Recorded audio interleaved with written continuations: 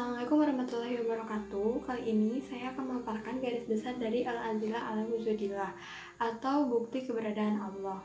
Keberadaan Allah, Tuhan yang telah menciptakan dan memelihara alam semesta dengan kekuasaan dan kasih sayangnya adalah hal yang tak terbantahkan.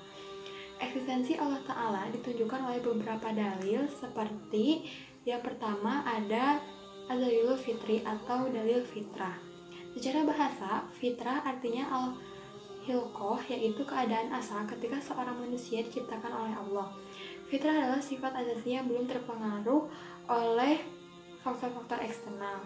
Jadi manusia sejak awal penciptaannya telah membawa naluri bertuhan, yang dimana sejak di alam ruh manusia telah mengakui eksistensi Allah Ta'ala sebagai Tuhannya.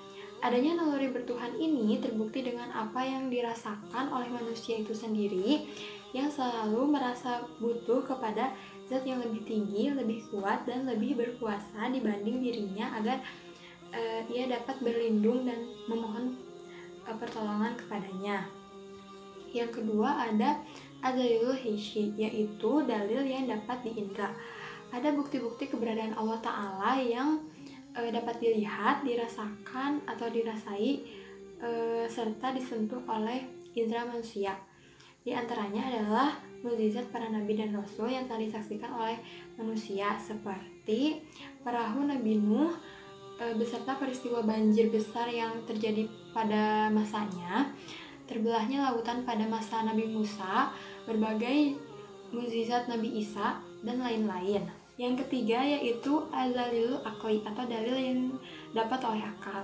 Untuk membuktikan adanya Tuhan melalui akal adalah dengan teori sebab dan teori keteraturan. Seperti pada Quran surah As-Saffat ayat 6 yang artinya dimana sesungguhnya kami telah menghias langit yang terdekat dengan hiasan yaitu bintang-bintang. Ataupun pada Quran surah Qaf ayat 6 yang artinya maka apakah mereka tidak melihat akan langit yang ada di atas mereka, bagaimana kami meninggikannya dan menghiasinya, dan langit itu tidak mempunyai retak-retak sedikit pun. Berdasarkan dalil-dalil akal yang logis seperti tadi, maka seorang muslim beriman kepada Allah, kepada rububiyah atas segala sesuatu yang ilahiyah bagi manusia terdahulu dan manusia masa kini. Yang keempat ada ad-dalilul naqli. Dalil naqli adalah dalil pembuktian akan keberadaan dengan merujuk petunjuk kitab suci.